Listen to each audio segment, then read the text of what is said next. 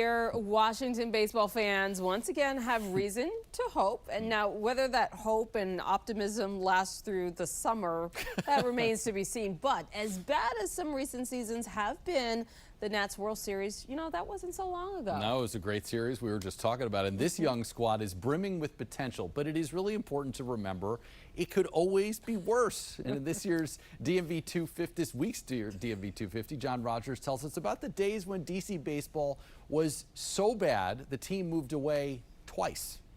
You don't often start a baseball story from a hospital, but sports historian Fred Fromer says this used to be hallowed ground. Right now, this is Howard University Hospital. What used to be here, Fred?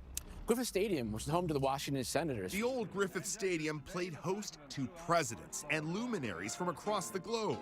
Babe Ruth, Lou Gehrig, and Joe DiMaggio played here. Born in 1901, the Washington Senators was a charter member of the upstart American League, hoping to challenge the National League. And the Senators were also known as the Nationals.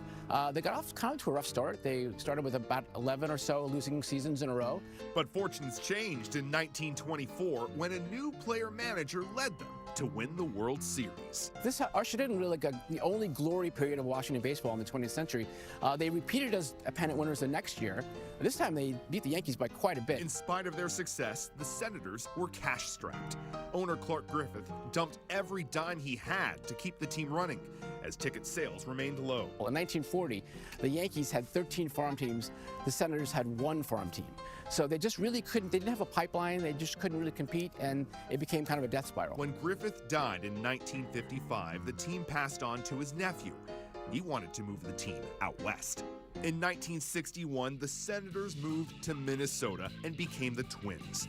Then the American League expanded, and DC got a new team, kept the name Senators, and unfortunately, they're losing tradition. From other teams, they're here for 11 years, only one winning season, and that's under Ted Williams, who came back out of retirement, became a rookie manager, and captured some magic in 1969. They had a very exciting team. But owner Bob Short was heavily in debt. So after the 1971 season, he moved the team to Arlington, Texas, where they became the Texas Rangers. President Nixon was reportedly heartbroken and offered to help the mayor bring a third team in. Why don't we try to get the Indians to move here? No one goes to games there, or maybe some other team, the White Sox. But it never came to be. Major League Baseball saw DC as a two-time loser, and the Baltimore Orioles saw DC as an opportunity to grow the fan base. So the owners blocked efforts to bring a new team in until 2004. Nearly 33 years to the day since they left, baseball is back in Washington, D.C. Bud Selig, who was the commissioner at the time, wanted them to be called the Senators. But there was kind of pushback because Washington doesn't have any, at least voting senators. So the Nationals name stuck as an homage to the past.